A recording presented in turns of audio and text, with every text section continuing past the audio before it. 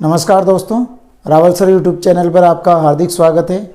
मैं राजेश रावल आज आपको क्लास 10th जो व्रत वाली जो प्रश्नावली है, इसका जो महत्वपूर्ण प्रश्न है वो मैं आपको सोल्व कराने जा रहा हूं। आप इस वीडियो को पूरा देखें तो आपको समझ में आएगा कि इस सवाल को हमें कैसे इसमें आंसर आए और इसको कैसे सोल्व हुआ। तो चलिए हम शुरुआत करते हैं।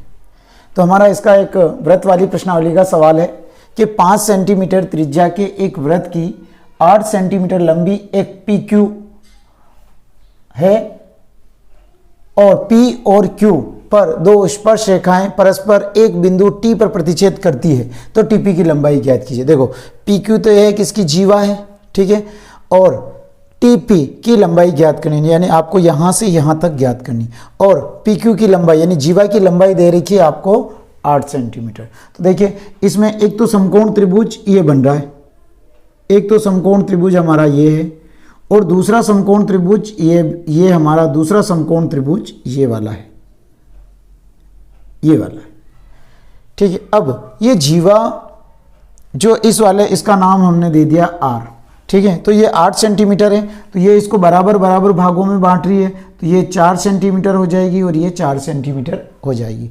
अब हम त्रिभुज ये वाले ले रहे हैं, त्रिभुज PRO में।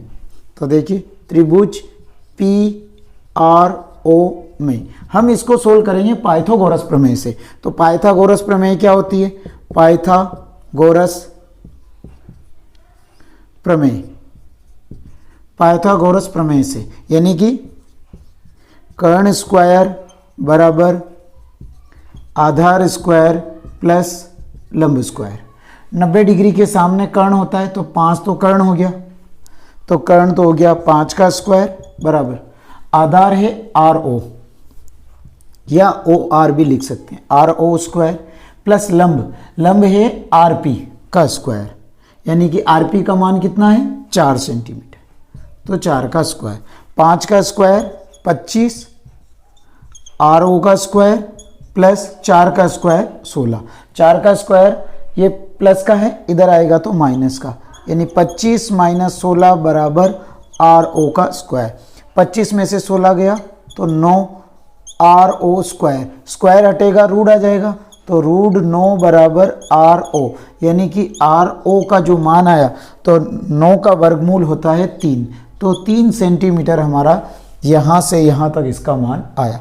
अब हम लेंगे त्रिभुज TPR में, त्रिभुज TPR में, त्रिभुज TPR को भी हम पाइथागोरस प्रमेय से ही सोल्व करेंगे, पाइथागोरस प्रमेय से,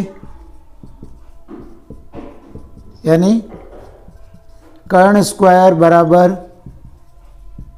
आधार स्क्वायर प्लस लंब स्क्वायर।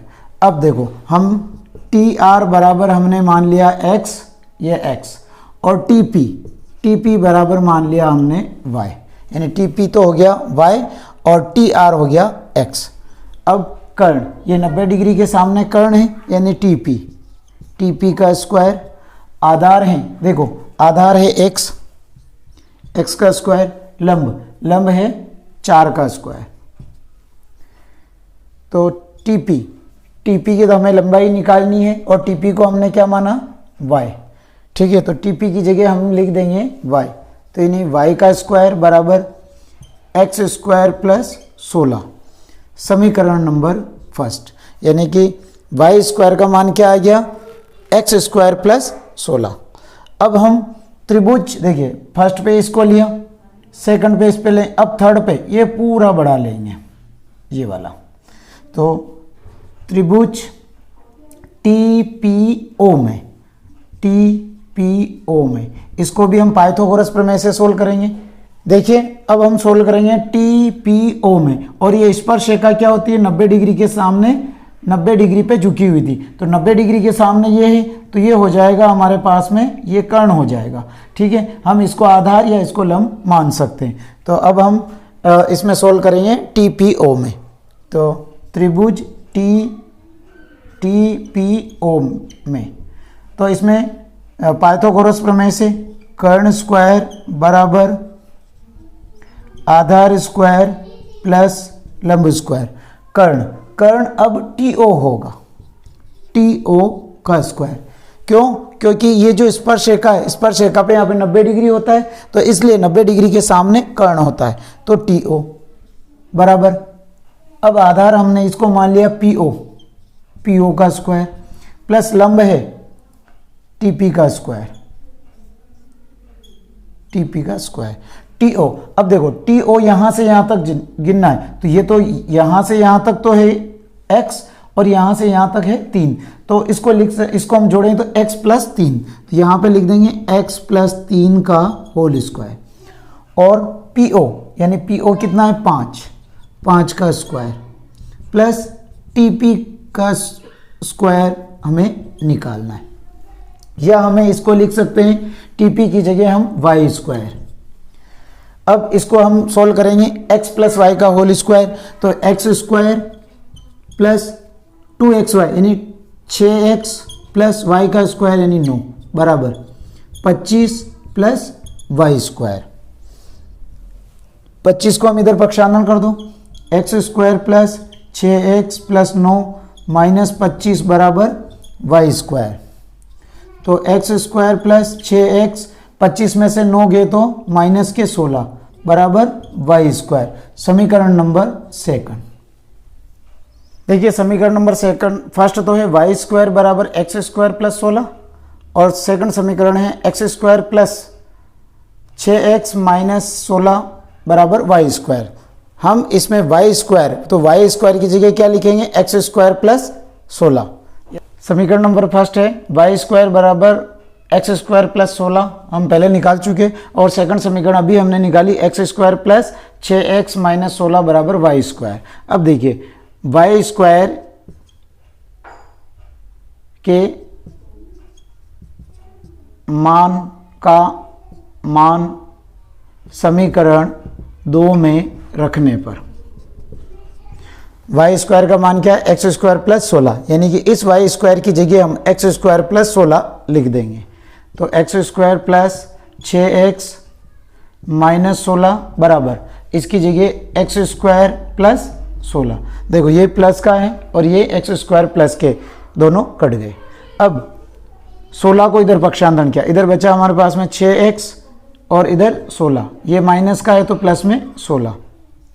6x बराबर 32 बटे में जाएगा, तो 32 बटा 6, 2 की टेबल से काट दो, 2 तिया 6, 2 एकम 2, 2 छंग 12, यानी x बराबर 16 बटे 3, ये हमारे x की वैल्यू आई। अब हमें x की वैल्यू को समीकरण नंबर 1 में रख देंगे तो हमारा y का मान आ जाएगा।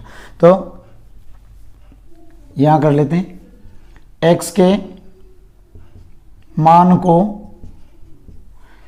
समीकरण 1 में रखने पर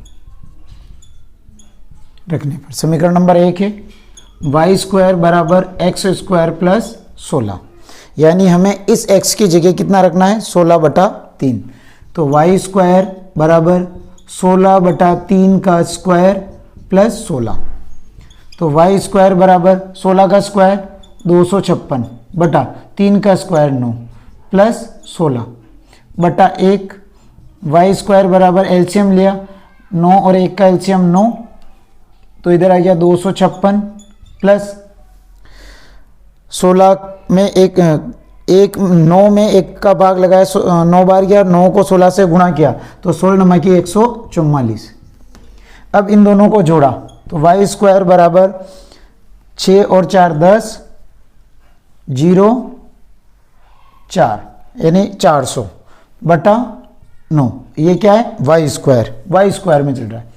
अब स्क्वायर हटाएंगे तो इसके रूट लग जाएगा, तो y बरोबर रूट 400 बटा 9, तो 400 का तो होता है 20 वर्गमूल और 9 का वर्गमूल होता है 3।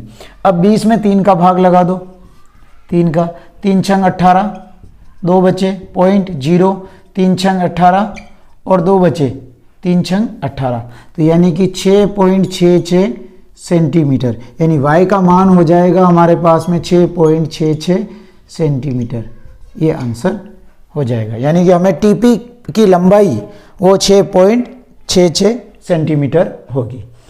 तो इस वीडियो में हमने सोल्व किया है कि हमें ऐसे सवालों में हम इसको कैसे करें। तो आप इस सवाल की प्रैक्टिस करें और अपने चैनल को सब्सक्राइब करें और अधिक से अधिक शेयर करें।